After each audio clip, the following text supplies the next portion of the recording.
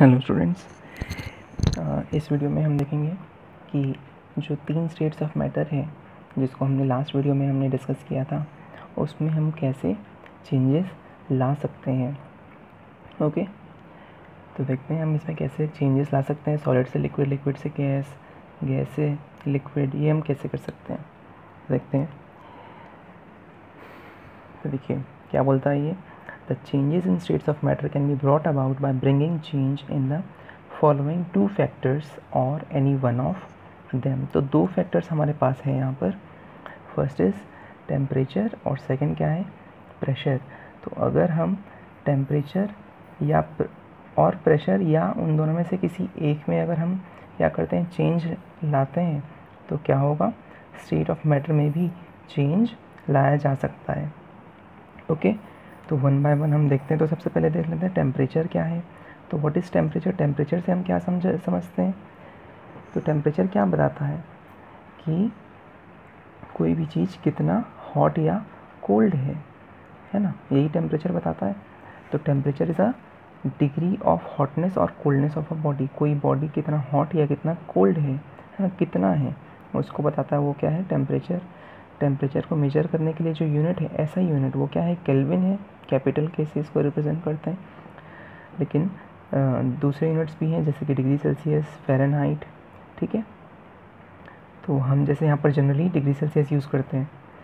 Okay, तो conversion के question आते हैं एग्ज़ाम में कि डिग्री सेल्सियस को केल्विन में कीजिए, केल्विन को डिग्री सेल्सियस में कीजिए, तो उसका रिलेशन हमको पता रहना चाहिए। तो क्या है वो रिलेशन, देखिए 0 degree Celsius is equal to 273 kelvin. ठीक है, जो 0 डिग्री सेल्सियस होता है वो क्या होता है, 273 केल्विन के इक्वल होता है। ऐसे ही अगर 1 डिग्री सेल्सियस हो जाएगा तो कितना हो जाएगा, 274 केल्विन हो जाएगा। 2 डिग्री सेल्सियस रहेगा तो 275 हो जाएगा। तो इस प्रकार अगर हमको केल्विन में टेम्परेचर चाहिए, तो जो भी डिग्री सेल्सियस में दिया हुआ टेम्परेचर है उसमें हम क्या ऐड कर देंगे, 273 ऐड कर देंगे।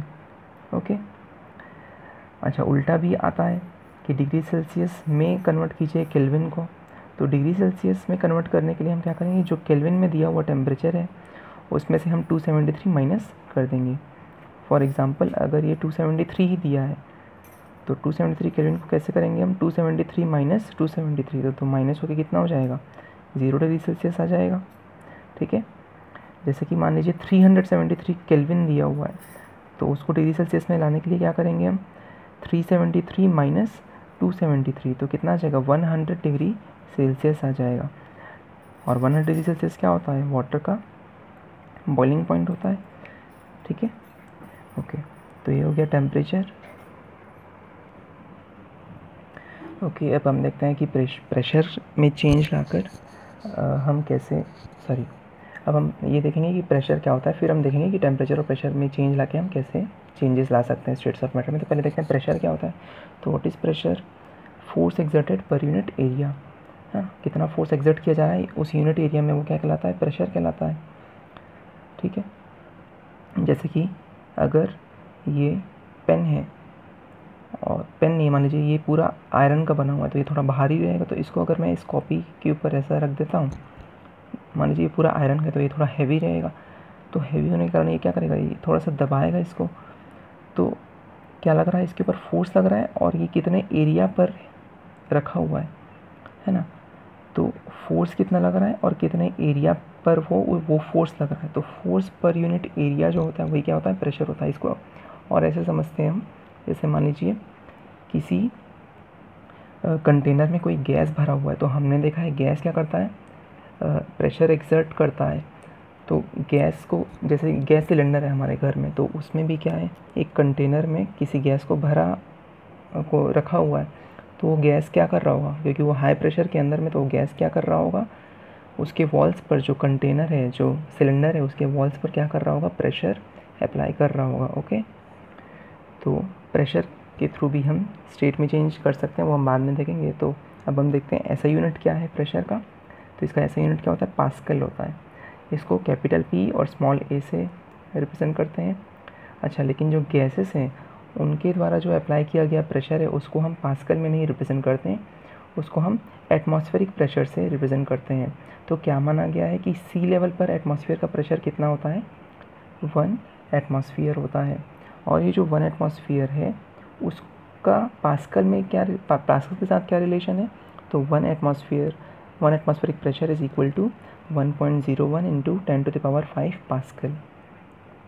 ओके, तो ये भी रिलेशन याद रखेंगे। तो ये हमने देख लिया टेम्परेचर और प्रेशर। चलिए अब हम देखते हैं इफ़ेक्ट ऑफ टेम्परेचर, देख लेते हैं, फिर प्रेशर देखेंगे। तो देखिए टेम्परेचर बढ़ाने से या घटाने से क्या होता है वो हम देखते हैं। तो देखिए सबसे पहले सॉलिड टू लिक्विड में कन्वर्जन होता है। तो कैसे होता है सॉलिड से लिक्विड में कन्वर्जन, देखिए on increasing temperature the kinetic energy of particles also increases which overcomes the intermolecular force of attraction and solid is converted into liquid. तो देखिए सॉलिड का मतलब क्या है, पार्टिकल्स क्या हैं, बहुत क्लोज हैं, बंधे हुए हैं, एक दूसरे से चिपके हुए हैं।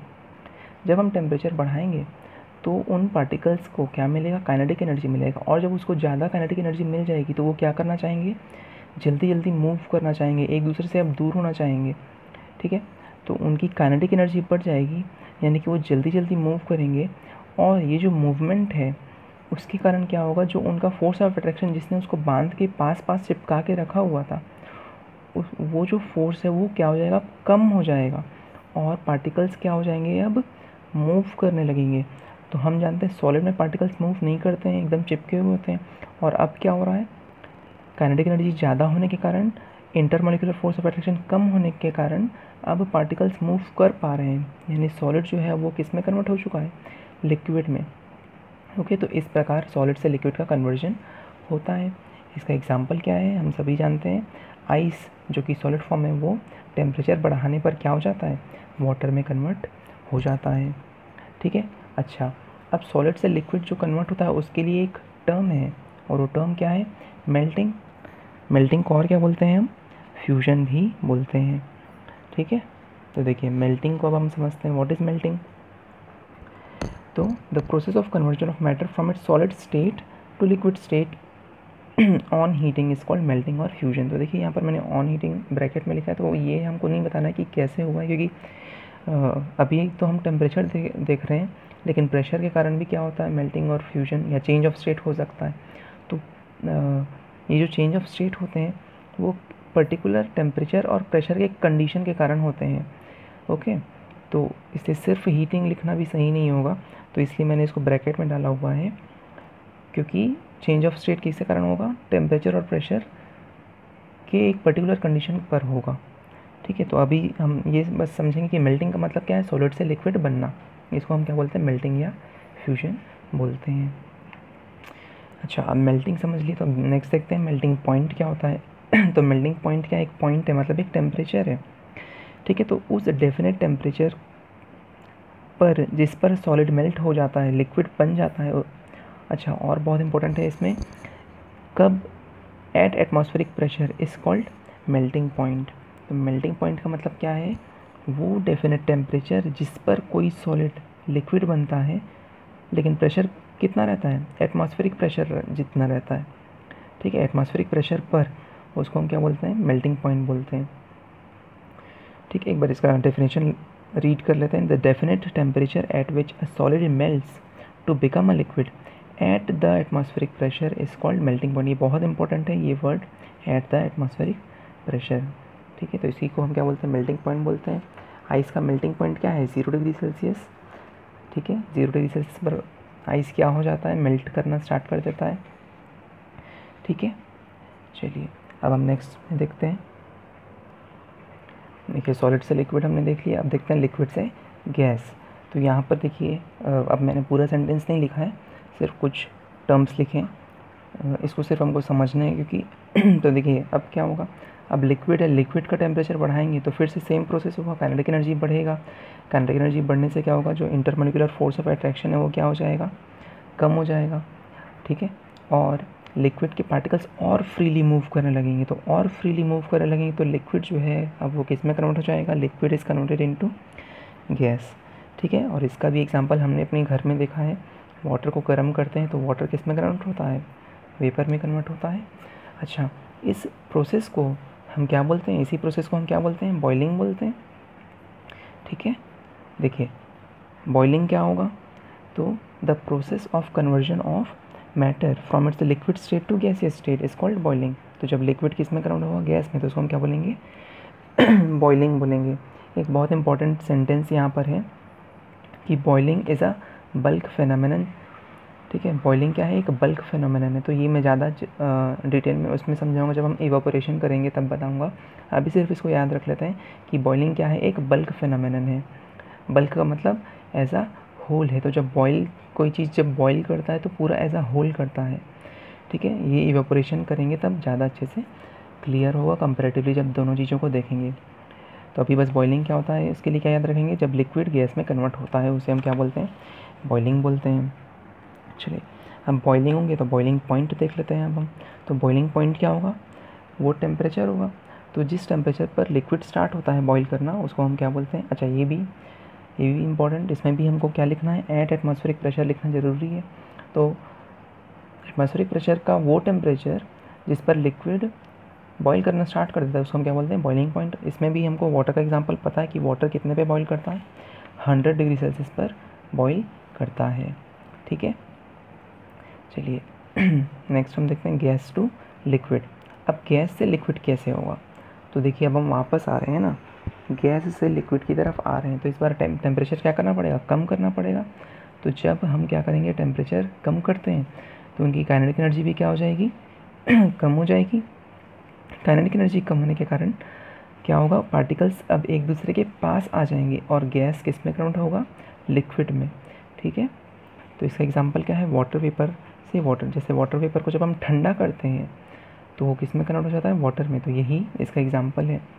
इसके लिए क्या वर्ड है ना, हम छोटे क्लास 4-5 से हम ये वर्ड सुनते आ रहे हैं, एवापोरेशन, कंडेंसेशन। तो एवापोरेशन तो हम लास्ट में देखेंगे, अभी हम कंडेंसेशन देखते हैं। तो यही गैस से लिक्विड का कन्वर्जन ही क्या कहलाता है, कंडेंसेशन कहलाता है। कंडेंसेशन के लिए एक और वर्ड है यहाँ पर, नया वर्ड। एग्ज़ाम में अगर ये आ जाता है तो हम कंफ्यूज हो जाते हैं, अरे ये क्या है, ये तो हमने सुना ही नहीं है। तो वो वर्ड क्या है, लिक्विफैक्शन। कंडेंसेशन के लिए एक और वर्ड क्या है, लिक्विफैक्शन। तो वो प्रोसेस जिसमें कोई मैटर जो है अपने गैसियस से लिक्विड स्टेट में आएगा उसको हम क्या बोलेंगे, कंडेंसेशन। ओके, एक एग्जांपल क्या है, जो रेनफॉल होता है। ओके, तो हमने देख लिया कंडेंसेशन और लिक्विफैक्शन। चलिए नेक्स्ट टॉपिक में हम बढ़ते हैं। तो नेक्स्ट टॉपिक जो है वो क्या होगा, और हम पीछे आते हैं। तो लिक्विड अब सॉलिड में कन्वर्ट होगा। ठीक है, अब लिक्विड सॉलिड में कैसे कन्वर्ट होता है ना, वाटर से हम आइस कैसे जमाते हैं, टेम्परेचर कम करते हैं ना। तो टेम्परेचर कम करेंगे तो फिर से काइनेटिक एनर्जी क्या हो जाएगा, कम हो जाएगा। और पार्टिकल्स अब इतने पास पास आ जाएंगे कि वो ऑलमोस्ट क्या हो जाएंगे, क्या बन जाएंगे, स्टेशनरी हो जाएंगे, रुक जाएंगे। जो मूव कर रहे थे अब वो मूवमेंट नहीं कर पाएंगे। तो इस प्रकार क्या होगा, लिक्विड जो है वो सॉलिड में कन्वर्ट हो जाएगा। अब ये जो प्रोसेस है इसको हम क्या बोलते हैं, इसी को हम क्या बोलते हैं, फ्रीजिंग बोलते हैं। किसी भी मैटर का लिक्विड से सॉलिड स्टेट में कन्वर्ट होना उसको हम क्या बोलते हैं, फ्रीजिंग बोलते हैं। ओके, आप इसका नोट्स बना सकते हैं, पॉज कर करके आप इसको देखकर नोट्स बना सकते हैं, है ना। इसीलिए मैंने प्रॉपर इनको लिख कर मैं इनको आपको एक्सप्लेन कर रहा हूँ कि आप इसको देखकर अपना नोट्स बना सकते हैं। तो पॉज कर करके आप नोट्स बना सकते हैं अगर मैं जल्दी अगर मैं आगे बढ़ रहा हूँ। चलिए फ्रीजिंग के बाद अब हम देखते हैं फ्रीजिंग पॉइंट। तो what is freezing point, freezing point भी क्या है, एक टेम्परेचर ही है। ओके, तो जिस टेम्परेचर पर कोई लिक्विड क्या होता है, सॉलिड में कन्वर्ट होता है, उसे हम क्या बोलते हैं, फ्रीजिंग पॉइंट कहते हैं। ओके, तो यहाँ पर भी क्या इम्पोर्टेंट है, फ्रीजिंग पॉइंट में भी क्या इम्पोर्टेंट है कि वो कितने प्रेशर पर वो कन्वर्ट होगा। यहाँ पर भी हम क्या लिखेंगे, एट एटमॉस्फेरिक प्रेशर लिखना पड़ेगा हमको यहाँ पर, एट एटमॉस्फेरिक प्रेशर। ओके, तो ये हो गया फ्रीजिंग पॉइंट। तो यहाँ पर अब हम समझ सकते हैं, सॉलिड को हीट करते हैं तो वो लिक्विड में कन्वर्ट होता है, लिक्विड को हीट करते हैं तो गैस में, गैस को कूल करते हैं तो लिक्विड बनता है, लिक्विड को कूल करते हैं तो सॉलिड बनता है। ओके, अब एक और डायरेक्ट कन्वर्जन होता है सॉलिड से गैस और गैस से सॉलिड का, उसको हम देख लेते हैं। तो देखिए डायरेक्ट जो कन्वर्जन होता है उसको हम क्या बोलते हैं, सब्लिमेशन बोलते हैं। तो जब डायरेक्टली कोई सॉलिड गैस में कन्वर्ट हो जाता है बिना लिक्विड स्टेट में आए, उसको हम क्या बोलते हैं, सब्लिमेशन बोलते हैं। ये हमने घर में देखा है ना, जो कैम्फर होता है, नेपथलीन बॉल्स है ना, डामर की गोलियाँ जो हम घर में इस्तेमाल करते हैं, उसको हम क्या करते हैं, वो किस फॉर्म में रहता है, सॉलिड फॉर्म में रहता है। लेकिन कुछ दिनों बाद है ना, जब हम उसको देखते हैं तो क्या हो चुका है, गायब हो गया रहता है। तो इसका मतलब क्या है, वो वेपराइज हो गया है, सॉलिड से डायरेक्ट किस में कन्वर्ट हो गया है, वो गैस में कन्वर्ट हो गया है। और एग्जांपल इसका अमोनियम क्लोराइड भी है। ठीक है, ओके। चलिए, अब इसका उल्टा जो प्रोसेस है उसी को हम क्या बोलते हैं, डिपोजिशन बोलते हैं। तो जब कोई गैस डायरेक्टली सॉलिड में कन्वर्ट होगा तो उसको हम क्या बोलेंगे, डिपोजिशन बोलेंगे। तो कभी कभी सब्लिमेशन को कॉमनली यूज़ कर लेते हैं, सॉलिड से गैस और गैस से सॉलिड दोनों के लिए यूज़ करते हैं, लेकिन डिपोजिशन होता है वैसे गैस से सॉलिड के लिए हम क्या वर्ड यूज़ करते हैं, डिपोजिशन यूज़ करते हैं। ओके, चलिए। तो ये हो गया, टेम्परेचर का इफ़ेक्ट हमने देख लिया। तो यहाँ पर ये हम डायग्राम से सभी प्रोसेसेस को एक साथ समझ सकते हैं। देखिए, सॉलिड अगर लिक्विड में कन्वर्ट हो रहा है तो वो कैसे हो रहा है, मेल्टिंग के थ्रू। अगर लिक्विड सॉलिड बन रहा है तो वो फ्रीजिंग के थ्रू हो रहा है, टेम्परेचर कम करके। अब लिक्विड को अगर हीट करते हैं तो वो वेपराइज होकर गैस बनता है, और अगर गैस को हम कूल करते हैं तो वो कंडेंस होकर कंडेंसेशन के थ्रू लिक्विड बन जाता है। सॉलिड से गैस का जो डायरेक्ट कन्वर्जन है बिना लिक्विड में जाए उसको क्या बोलते हैं, सब्लिमेशन, और गैस से सॉलिड को क्या बोलते हैं हम, डिपोजिशन। ठीक है, ओके। चलिए, नेक्स्ट टॉपिक में अब हम आते हैं, लेटेंट हीट बहुत इंपॉर्टेंट है, लेटेंट हीट। चलिए देखते हैं इसको अब हम। तो what is the meaning of the word latent. तो लेटेंट से क्या समझ में आता है, तो लेटेंट वर्ड का जो मीनिंग है वो क्या है, हिडन, छुपा हुआ। तो देखिए, नॉर्मल सी बात है, जब हम किसी को क्या करते हैं, हीट करते हैं, जब भी किसी सब्सटेंस को हम हीट करते हैं तो उसका क्या होगा, टेम्परेचर बढ़ना चाहिए। टेम्परेचर बढ़ता ही है, मतलब नॉर्मली उसका टेम्परेचर क्या होता है, बढ़ता है।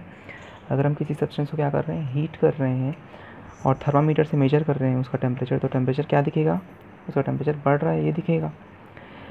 ओके, लेकिन एक पॉइंट पे क्या होता है, टेम्परेचर नहीं बढ़ता है। और वो पॉइंट कब होता है, जब वो सब्सटेंस अपना स्टेट चेंज कर रहा है, जब वो सॉलिड से लिक्विड में आ रहा है या लिक्विड से गैस, किसी भी स्टेट में जब वो चेंज हो रहा है तो उस पॉइंट पर क्या होता है, उसके टेम्परेचर में इंक्रीज़ नहीं दिखाई देगा। इसके लिए हम एक एक्टिविटी भी कर सकते हैं, जैसे कि एक बीकर लेंगे, उसमें आइस क्यूब्स डाल देंगे। आइस क्यूब्स डाल के उसके ऊपर अगर हम थर्मामीटर रखेंगे तो आइस क्यूब्स जब मेल्ट होना भी स्टार्ट नहीं हुआ, सबका सब सॉलिड फॉर्म में है, तो वहाँ पर रीडिंग क्या दिखाएगा, अभी 0 डिग्री दिखा रहा है, मान लीजिए 0 डिग्री दिखा रहा है। लेकिन जब तक वो पूरा का पूरा आइस लिक्विड में कन्वर्ट नहीं हो जाता, वाटर में कन्वर्ट नहीं हो जाता, तब तक क्या होगा, उसका टेम्परेचर 0 का 0 ही दिखाएगा। देखिए, आइस क्या हो रहा है, मेल्ट हो रहा है, मतलब उसको हीट तो मिल रहा है ना, सराउंडिंग से क्या हो रहा है, हीट मिल रहा है। अगर सराउंडिंग से नहीं मिल रहा है तो हम क्या कर सकते हैं, उसको किसी स्टोव के ऊपर, बर्नर के ऊपर भी रख सकते हैं, तो भी उसको हीट मिलेगा। लेकिन उसके बाद भी क्या होगा, उसके टेम्परेचर में 0 से ऊपर अभी इंक्रीमेंट नहीं दिखाई देगा। तो ये जो हम हीट एनर्जी दे रहे हैं वो कहाँ जा रहा है, ये क्या हो जा रहा है, ये हिडन हो जा रहा है, छुप जा रहा है। तो एक्चुअल में ये छुप नहीं रहा है, एक्चुअल में ये जो हीट हम दे रहे हैं वो यूज़ हो रहा है क्या करने में, स्टेट को चेंज करने में। ठीक है, उसके स्टेट को चेंज करने में जो हीट यूज़ हो रहा है, इसी हीट को हम क्या बोलते हैं, लेटेंट हीट बोलते हैं। ओके, तो इसका डेफिनेशन हम रीड कर लेते हैं। डेफिनेशन क्या बोलता है, the heat which has to be supplied to change the physical state of a substance is called latent heat. वो हीट जिससे उसका टेम्परेचर इंक्रीज़ नहीं, जिससे उसका हम क्या कर रहे हैं, उसका फिजिकल स्टेट चेंज कर रहे हैं, उस हीट को हम क्या बोलेंगे, लेटेंट हीट बोलते हैं। अब एग्ज़ाम में डायरेक्ट लेटेंट हीट क्या होता है ऐसा नहीं आता है, लेटेंट हीट के टाइप्स आते हैं। तो 2 टाइप्स के लेटेंट हीट होते हैं, एक लेटेंट हीट ऑफ फ्यूजन और एक लेटेंट हीट ऑफ वेपोराइजेशन। तो देखिए 1 बाय 1 देखते हैं। लेटेंट हीट ऑफ पहले हम देख लेते हैं फ्यूजन। ठीक है, तो फ्यूजन का वर्ड का मतलब हम जानते हैं, फ्यूजन मतलब क्या होता है, मेल्टिंग होता है ना। तो मेल्टिंग हो रहा है मतलब सॉलिड से लिक्विड में कन्वर्जन हो रहा है। तो इसके डेफिनेशन से हम समझते हैं, the amount of heat energy that is required to change 1 kg of solid into liquid at atmospheric pressure at its melting point is called latent heat of fusion. देखिए, हर चीज़ जो हम डिस्कस कर रहे हैं सबको एकदम रटने की ज़रूरत नहीं है। लेकिन जो डेफिनेशन पार्ट जब आ जाता है तो डेफिनेशन को रटना बहुत इंपॉर्टेंट है। डेफिनेशन में क्या क्या वर्ड्स हैं वो लिखना बहुत इंपॉर्टेंट है। तो इसमें कोई भी चीज़ मिस नहीं होना चाहिए, नहीं तो मार्क्स क्या हो सकते हैं, कट सकते हैं। तो डेफिनेशन जब भी आएगा तो उन वर्ड्स को याद रखेंगे, ठीक है। अब जैसे लेटेंट हीट क्या होता है ये हम समझ सकते हैं, ओके। इसको हम अपने वर्ड्स में लिख देंगे, या लेटेंट हीट क्यों होता है, वो हीट कहाँ चले जाता है ये पूछेगा तो उसको हम अपने वर्ड्स में लिख सकते हैं। लेकिन जब इसका डेफिनेशन पूछेगा कि व्हाट इज़ या define latent heat of fusion, तो इसको तो फिर हमको इन्हीं वर्ड्स में लिखना पड़ेगा, ठीक है। तो देखिए, the amount of heat energy that is required to change 1 kg of solid into liquid at atmospheric pressure at its melting point is called latent heat of fusion, ठीक है। तो वो हीट एनर्जी जिससे क्या हो रहा है, कोई 1 kg सॉलिड, 1 kg सॉलिड मतलब यूनिट अमाउंट ऑफ सॉलिड किस में कन्वर्ट हो रहा है, लिक्विड में, और कहाँ, कितने प्रेशर पर, एटमॉस्फेरिक प्रेशर पर, और वो भी कितने टेम्परेचर पे, या कहाँ पर, मेल्टिंग पॉइंट पर। तो उसको हम क्या बोलेंगे, लेटेंट हीट ऑफ फ्यूजन। इसको एग्जांपल से समझते हैं। वाटर कितने पे मेल्ट होगा, सॉरी आइस कितने पे मेल्ट होगा, 0 डिग्री सेल्सियस पर मेल्ट होगा, ठीक है। तो 0 डिग्री सेल्सियस पर वो मेल्ट हो रहा है, ठीक है। तो उस पॉइंट पर वो जो हीट एनर्जी जो गेन कर रहा है उसको हम क्या बोलेंगे, latent heat of fusion of ice बोल देंगे, ठीक है। अच्छा, तो ये पहला पॉइंट तो इसका डेफिनेशन हो गया, आई थिंक समझ में आ गया होगा। लेटेंट हीट ऑफ फ्यूजन क्या होता है कि 1 kg ऑफ सॉलिड को लिक्विड में कन्वर्ट होने के लिए एटमॉस्फेरिक प्रेशर पर उसके मेल्टिंग पॉइंट पर जो हीट एनर्जी चाहिए होती है उसको हम क्या बोलते हैं, लेटेंट हीट। अच्छा, अभी इसका सेकेंड पॉइंट क्या बोलता है कि देखिए, वाटर पार्ट, अब हमको टेम्परेचर में इंक्रीज़ दिख रहा था क्या, थर्मामीटर में नहीं दिख रहा था, हीट एनर्जी गायब हो जा रही थी। तो गायब तो नहीं हो रही थी, वो किस में यूज़ हो रहा था, कन्वर्जन में यूज़ हो रहा था, ओके, ये तो समझ चुके हैं। अच्छा, लेकिन अब टेम्परेचर दोनों का सेम है, आइस भी 0 डिग्री सेल्सियस पर था और वाटर भी 0 डिग्री सेल्सियस पर था, लेकिन एनर्जी, जो वाटर पार्टिकल्स की एनर्जी है उसकी एनर्जी ज़्यादा होगी किससे, जो आइस की एनर्जी है। टेम्परेचर दोनों का सेम, 0 डिग्री सेल्सियस पर आइस, 0 पर वाटर, लेकिन एनर्जी किसकी ज़्यादा रहेगी, जो वाटर पार्टिकल्स है उसकी ज़्यादा रहेगी, ठीक है। तो ये भी इम्पोर्टेंट है, तो ये दोनों पॉइंट याद रखेंगे। चलिए नेक्स्ट अब हम देखते हैं लेटेंट हीट ऑफ वेपराइजेशन, ये सेकंड टाइप है उसका। तो ये भी सेम है, डेफिनेशन पूरा सेम रहेगा इसका, कि वो अमाउंट ऑफ हीट एनर्जी जिससे क्या होगा, अब वेपराइजेशन है तो लिक्विड किस में कन्वर्ट होगा, गैस में। तो वो अमाउंट ऑफ हीट एनर्जी जिससे 1 kg ऑफ लिक्विड किस में कन्वर्ट होगा, गैस में, एटमॉस्फेरिक प्रेशर पर, उसके बॉइलिंग पॉइंट पर, उसको हम क्या बोलेंगे, लेटेंट हीट ऑफ वेपराइजेशन, है ना। तो आप इसको ईजिली लर्न कर सकते हैं। ज़्यादा इंपॉर्टेंट इसका सेकेंड पॉइंट है। यहाँ पर अब क्या होगा, लिक्विड गैस में कन्वर्ट हो रहा है। अब बॉइलिंग पॉइंट क्या है वाटर का, 100 डिग्री सेल्सियस, और वाटर क्या होगा, क्या बनेगा, स्टीम बनेगा।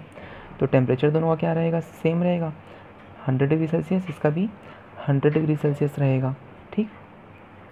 लेकिन फिर से जो स्टीम है उसकी एनर्जी 100 डिग्री सेल्सियस पर ज़्यादा रहेगी इन कंपैरिजन टू जो वाटर पार्टिकल्स है एट 100 डिग्री सेल्सियस, ठीक है।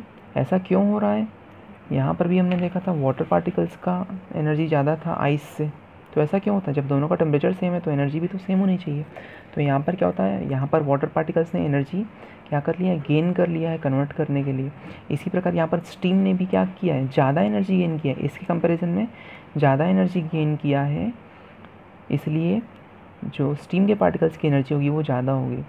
इसका एक क्वेश्चन आ सकता है, या एक जनरल नॉलेज का फैक्ट है कि अगर कोई आदमी झुलसता है, जल जाता है, किससे, अगर खौलता हुआ पानी पड़ेगा तो उसको ज़्यादा नुकसान होगा, या भाप उसके ऊपर पड़ेगा तो ज़्यादा नुकसान होगा, जो स्टीम है उसके ऊपर पड़ेगा तो ज़्यादा नुकसान होगा। तो स्टीम से शरीर को क्या होगा, ज़्यादा नुकसान होगा। अगर उसके किसी बॉडी पार्ट में अगर स्टीम पड़ जाता है तो उसको ज़्यादा नुकसान होगा इन कंपेरिजन टू अगर खौलता पानी उसके ऊपर पड़ जाता है तो ऐसा क्यों, ऐसा इसलिए क्योंकि स्टीम का क्या होगा, एनर्जी ज़्यादा रहता है। भरी टेम्परेचर दोनों का सेम दिखाई देता है, लेकिन स्टीम के पास एनर्जी ज़्यादा है, क्योंकि स्टीम ने क्या किया है, ज़्यादा एनर्जी एब्जॉर्ब किया है उसको, क्योंकि क्या करना था, कन्वर्जन करना था, लिक्विड से गैस में बनना था, इसलिए उसने ज़्यादा एनर्जी गेन किया है। तो इसलिए जब स्टीम किसी के हाथ के ऊपर जब पड़ता है तो क्या होगा, 100 डिग्री सेल्सियस का एनर्जी तो उसको जलाएगा ही जलाएगा, लेकिन जो उसने एक्स्ट्रा एनर्जी गेन की है, तो जब वो स्टीम